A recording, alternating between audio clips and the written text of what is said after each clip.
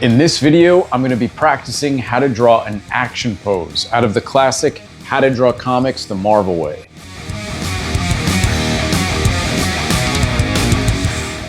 Hey, what's up? Welcome back to my channel. My name is Thomas Patilli. I'm a comic book artist and an illustrator. And I've had this book since I was about 8 or 9 years old. I've mentioned this many times on my channel before, but this is the actual copy that I've had all these years, and the cover is coming apart. It's in 2 pieces, but it still does the job. For those of you that may not be familiar with this book, I can't imagine there's too many of you out there, but it's a classic How to Draw Comics book by Stan Lee and John Buscema. This is the book that really taught generations of comic book artists the fundamentals of drawing comics. And although since then there have been other books that go into much deeper depth on how to draw comics and some theory behind comic art and comic storytelling, this book really revisits those very necessary fundamentals that you need to know when it comes to drawing comics. So perhaps it's not the most technical or philosophical book there is out there on drawing. It really is a great overview of all those important areas like composition, figure drawing, spotting blacks, page design, cover design, all the things you're going to run into when you attempt to draw a comic book. Learning how to draw comic books is a really great excuse to just get better as an overall artist. In comics, you're not only inspired to draw figures, but you have to draw those figures in action or in motion. Characters that might be foreshortened, characters that are in action poses, characters that are sitting down in an office, whatever it might be. And then when it's time to draw that office, you're called upon to draw desks and lamps and computer screens. And then of course you have to figure out how to organize all these elements within a panel and then within a page. So right then and there, you're really learning about not only figure drawing, but perspective, foreshortening, drawing backgrounds and objects, composition, and then of course, basic overall visual storytelling. Thinking about all those different things and trying to approach them all at once can be a very intimidating thing. That's why a book like this that breaks down all of these different topics and skills into these very digestible chapters is super helpful. And there's a reason why it's had so much of a reputation all these years, and that I still have my copy since I was a kid. So it's not only good for someone who is just learning how to draw and perhaps learning how to draw comics, but it's also a really great refresher to somebody like myself that's been drawing all my life and been drawing comics professionally for years. Flipping through a book like this can sometimes do the trick in terms of reminding you about certain things that you might have forgotten about, or just getting you inspired by the really cool visuals that are in here. But I do recommend, whether you are just learning how to draw or someone who's been drawing your whole life, actually doing some of the exercises in here. I think sometimes we forget that a lot of this stuff is meant to actually be practiced. And the best way to absorb any kind of art knowledge is really to put pencil to paper and give some of these ideas a shot yourself. So speaking of putting pencil to paper, in this video, that's exactly what I'm going to be doing. Recently on this channel, I've been looking at a lot of really great penciled comic art. It seems to be resonating with you, and it's a lot of fun for me to look through that stuff. And since we've been looking at so much penciled work, and I recently got a new set of pencils, I thought it would be cool to do one of the exercises in this book, a demonstration on drawing Luke Cage in a really cool action pose, to draw it in pencil with several of the different pencil leads that come in this set. Real quick, pencil leads can come in either a hard lead or a soft lead, or sometimes a combination of the two. Hard leads are depicted with an H and a number before it, and a soft lead is depicted with a B and then a number before that. I don't know why the soft ones use a B instead of an S, but there you go. Let me know in the comments if you know why. And then of course there's a happy medium, which is an HB, which is a very common pencil. I'm sure a lot of you are familiar with that. That pencil has just enough hardness and just enough softness, and it's usually a very universally used pencil. There are actually 19 degrees of hardnesses to choose from in a pencil. And it ranges from a 6H to a 14B. A 6H is going to be so hard that it's very, very light to see. It's going to be almost invisible. And then a 14B is going to feel pretty much like Vine charcoal. And then of course there's going to be everything in between those two. Depending on the type of art you're making and your personal preference when it comes to using a pencil, you're going to gravitate to different leads within that range. Myself personally, I like something that's a little bit on the softer side because I like it to kind of glide and flow on the paper relatively easy without me having to really press down all that much. And I can control the lightness or the darkness of that lead by how much pressure I apply when I'm drawing. So I like somewhere in that range of an HB, a B, a 2B, but every now and then there is a need for something that's a little bit more on the harder side. But again, it's really up to you, your personal tastes and preferences. And of course, whether you're going to be inking this penciled work or this is just work that is going to be penciled in its final form. Anyway, in this video, I'm going to be talking about a few of these leads that I like to use and applying them to this cool Luke Cage pose from How to Draw Comics the Marvel Way. If you have the book, feel free to draw along with me. It's going to be fun. Also, the demonstration in this book is done in pencil, so I'm going to do it in pencil. But I'm also going to be inking my version of this Luke Cage drawing after I pencil it. And I'm going to be kind of talking my way through that inking process. And that's going to be an extended version of this video. If you're interested in watching that extended part of the video, check out my Patreon. I'll leave the link below. That's where I'll be posting this extended inking version. So I think I've done enough talking. Let's get our pencils out and jump into this video.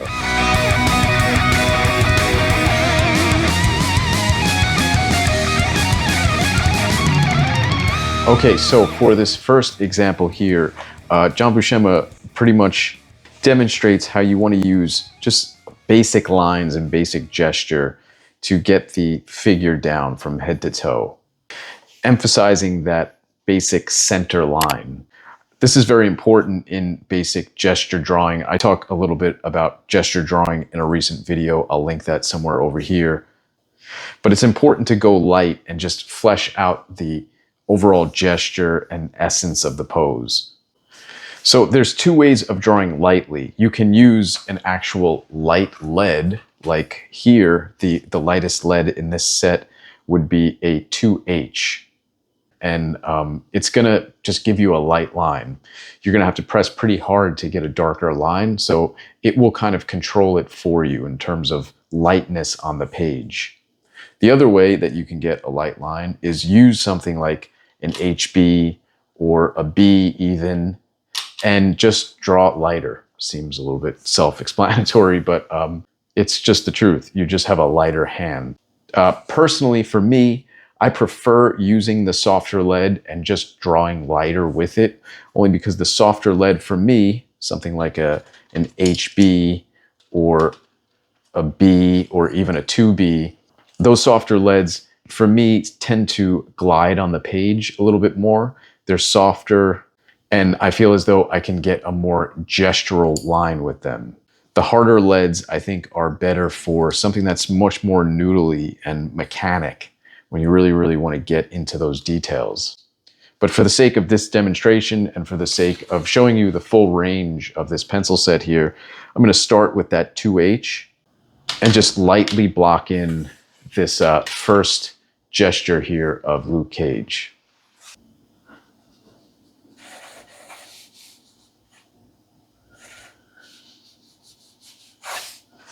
So I'm going to start with the head and that center line, and then as best I can, I'm going to try and draw this as gesturally as possible rather than trying to just mimic these lines. I think this demonstration really suggests that you're supposed to be loose and just get the basic pose down here without thinking about all the little details just yet. Just kind of getting that head to toe down and the really rough perspective of the figure in space. And this pencil is a nice light pencil. It's giving me a very kind of precise line, which is good. Definitely not going to smudge on you too much. Okay, so that's the basic gesture, the basic frame, skeleton, whatever you want to call it. From here, we build on. And the way John Buscema explains it is to start fleshing out the character in bigger shapes and masses. And as he puts it, not to forget the basic cubes, spheres, and cylinders, which they demonstrate earlier on in the book, which is which most things are constructed out of. So since I have a pretty light gesture down on the page right now, I'm going to darken some of that more fleshed out spheres and cylinders with something that's just a little bit softer. I'm going to go to that next pencil, which is just the H. All right, so let's just refine some of these shapes a little bit more and build up around that skeleton. That gesture is really just sort of the invisible lines that the muscle masses and all the bigger masses are going to be built around. So those lines are really lines that are going to be erased and disregarded in the final, but they're very, very essential for this stage of building up everything on top of it. This H pencil is really nice. It gives me a really good smooth kind of line. Like I said, the 2H for me is probably just a little bit too hard to get anything all that expressive, but the H already feels like it's a more comfortable amount of softness for me, so that the pencil starts to glide a little bit better on the page, and I feel like I could get something that's a little bit more expressive. Regardless, now though, at the stage that I'm in, a lot of these lines, these are just kind of like construction lines, and these lines are really going to be drawn on top of and erased anyway. So it doesn't matter too much in terms of like finished lines, salvaging these lines to be anything that's going to be in the finished product. It's just what feels comfortable right now to get you drawing this figure as expressively as possible. Okay, so there's the more fleshed out step. In the next step here in the book, John and Stan recommend to flesh it out even more and begin to start drawing through, adding the details you're going to need. So essentially, you're just now taking it to that next level of detail. And because it's the next phase in this process, I'm going to switch pencils and go to the next pencil in this set here, which is going to be the F. They didn't suggest this in the book, but what I'm going to do is I'm going to take my eraser and just slightly erase over what I already put down. This just makes those lines even lighter, because once again, these are just construction lines. These aren't lines that are meant to stay in the drawing. They're just for you as a guide to build on top of. So I just slightly erased it and made it even more light. Just another reminder that at every stage, you want to try to be as light as possible, especially in these early stages.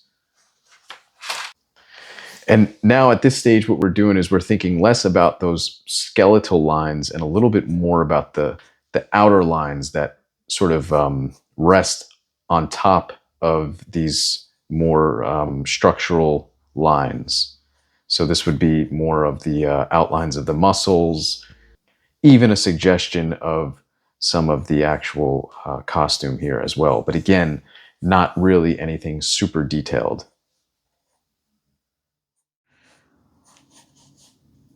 There's that real subtle twist in this character that just makes it much more impactful.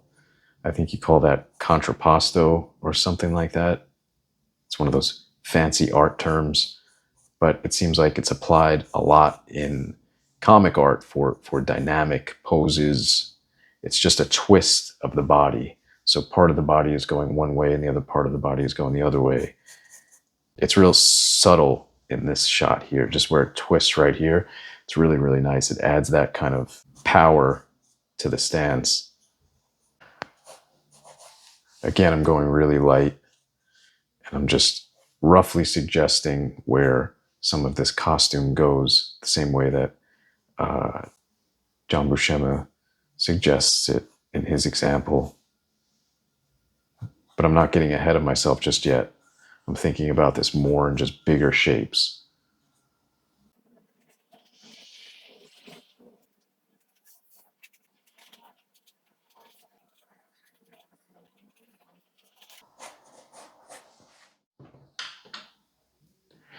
Okay, so in the next step in the book, they indicate that this is where the final drawing is really starting to happen.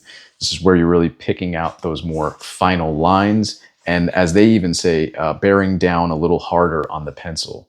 So this is where you can either stick with the same pencil and just draw a little harder to make those lines a little darker, or just use a softer pencil, which is what I'm going to do. I'm going to move down to the next pencil, which is an HB. And HB is really like a perfect pencil, in my opinion. You can't really go wrong with it. It's right in the center. So you could most likely just pencil a whole comic just with an HB and you should be fine. So I'm going to start to flesh out this piece a little bit more using this HB, and I'm going to be following John Buscema's example here as well at the same time. I'm also going to lightly erase once again, just to get some of those lines even lighter, so that I could add some of that detail on top without everything getting all muddy.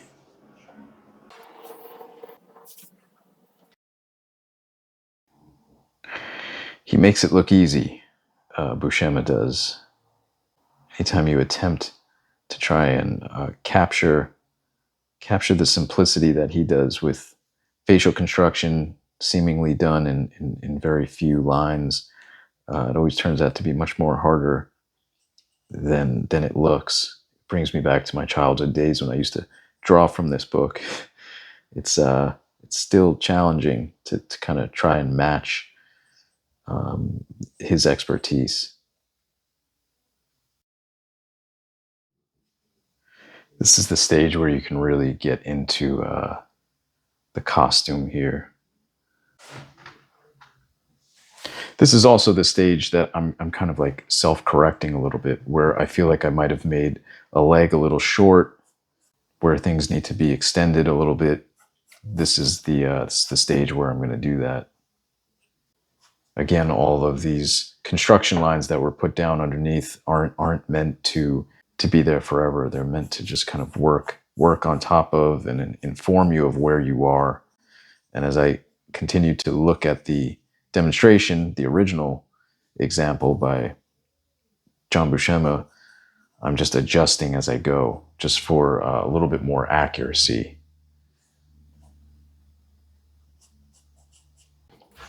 One of the things that I really love about John Buscema's pencils is that it's just enough.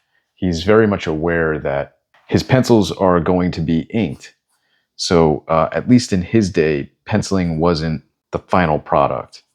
All this stuff would have been inked. So he goes just as far as he really has to go, knowing that the penciling is really just the indication for the inker, whether he was inking his own work or somebody else was inking his work. He was just suggesting enough. So they wouldn't be considered, I guess, by today's standards, tight pencils at all. But because of that, there's just a certain aesthetic quality that's nice to look at with these pencils, because there's a nice balance of gestural lines and finished lines. Okay, so here is the pretty rough but also pretty detailed drawing of Luke Cage over here. All of this was done so far really with just 4 leads from each 4 stages of the construction of this drawing. So Stan and John indicate that in step 5, this one right here, this is really where we're starting to add black tones to these spheres and cubes, just to give them more depth and form. You could also see here that there's some indication of a light source. Whenever you're drawing something that's fully dark, like these pants that he's wearing, it's important to utilize the white space, the light, to create form to that mass so that it doesn't flatten everything out by just making it a solid black shape. So this is where a softer pencil would really come into play. I'm going to jump from that HB to a B. This is a lead that I like quite a bit. A nice B lead. It's nice and soft. Not too soft though for, again, eventually inking on top of. So let's start to finish up this piece and really try our best to bring it to life the same way that John Buscema did in his example.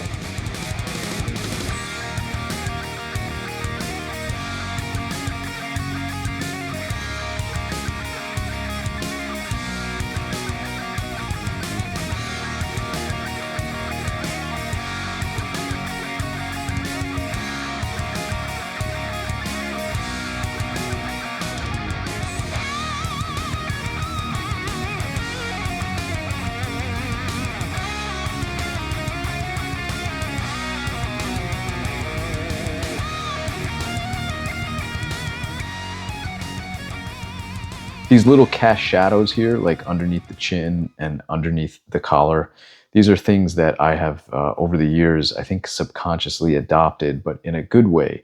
They're very helpful indications of three-dimensionality and a specific light source in your work. It kind of takes it from that more preliminary stage to something much more finished.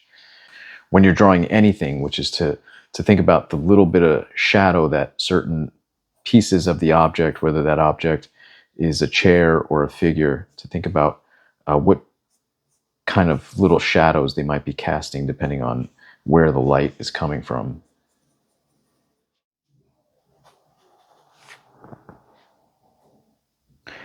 And drawing wrinkles and folds and stuff like this, it's that much easier when there's strong construction lines that you built underneath. You know where that elbow is, you know where that forearm is, and therefore you can build up clothing on top of it and better imagine how and where that fabric might be folding and crinkling. So it's just another reason why that underdrawing is really helpful in the final drawing, even if you're not going to see those construction lines underneath.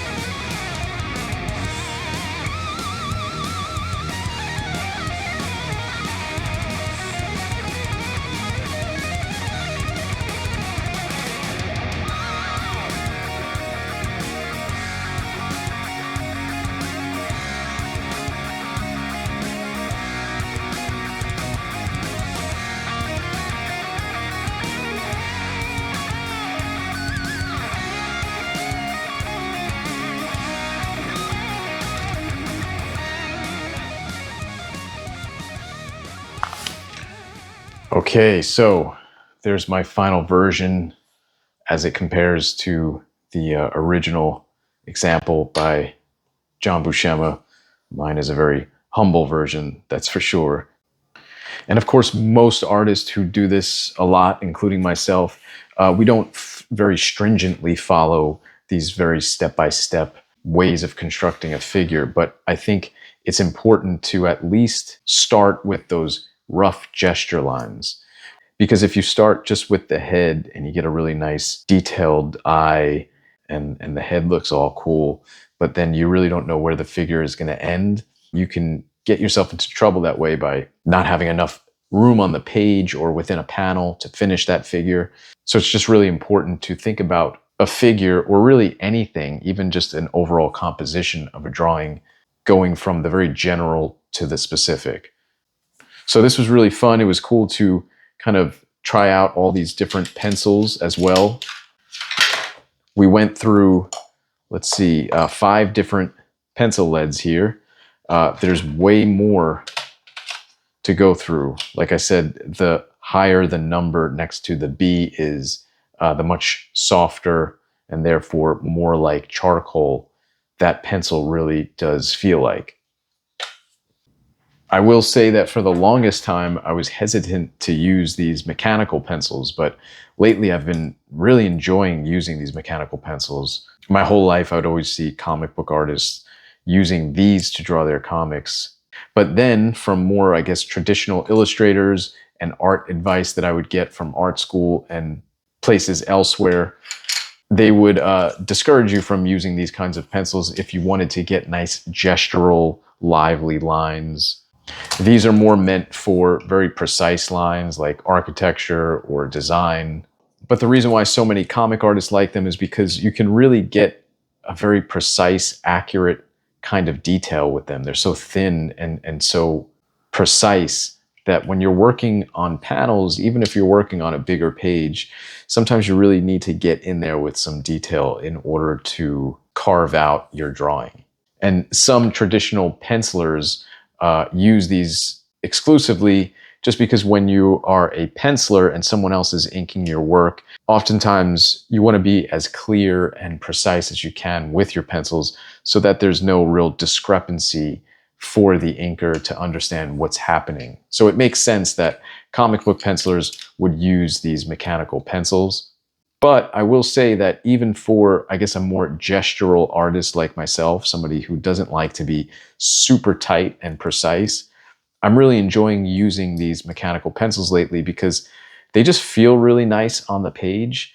And they also come in a range of softness to hardness, just like any other pencil. So lately what I've been doing is I've been using a real soft, more blunt tipped mechanical pencils to do all that nice gestural stuff, just to lay in the composition and the figures really, really fast and loose. And then I'll go in with this 0.7 millimeter sharper lead for more of the precise detail stuff. And it's just been a really nice, pleasant way to draw. Like I said, I resisted these for many, many years, but for the last year or so, I've been using them, and I'm really liking what I'm getting out of them, both for precision and detail, but also just for looseness and sketchbook stuff as well. So yeah, maybe I'm wrong. Maybe those art school people are right, but as far as I'm concerned, these are just as good as these. There's just a different tactile feel to them, and sometimes you want to use this stuff, and sometimes you want to use this stuff. It's really up to you. That was a fun one. I hope you enjoyed penciling that awesome action pose from How to Draw Comics the Marvel Way. If you don't have a copy of How to Draw Comics the Marvel Way, and this is the first you're seeing of some of the contents of this book, I definitely recommend picking it up. But also, if you're someone like me and you're still hanging on to your old copy, maybe this is an inspiration to crack it back open and try one of these exercises that are in this book. Pretend like you're a kid again at the kitchen table, drawing out of How to Draw Comics the Marvel Way. You'd be surprised, no matter how old you are and how long you've been drawing, what a basic refresher like some of the exercises in here can really do for your art. This was also fun to just pick up the pencil and start drawing. Like I mentioned earlier, there's been a lot of penciling videos that I've been making lately, and I thought that this would be a good opportunity to just talk about penciling. But again, if you would like to see the extended version of this video where I then ink this pencil drawing, go ahead and check out that link in the description. I'll be doing that over on Patreon. That's a much more relaxed, long form video where I'm just kind of inking and talking about inking, my process, some of my influences when it comes to inking. I actually wind up inking the penciled sketch from this demo exclusively with a number 4 brush. That's sort of the challenge I set for myself for this video. So check it out if you want to see if I either fail or succeed in doing that. Anyway, I hope you enjoyed this video. If you did, please do hit that like button. Consider subscribing to the channel if you want to see more videos like this in the future. And as always, thanks so much for watching. I'll catch you in the next one. Take care.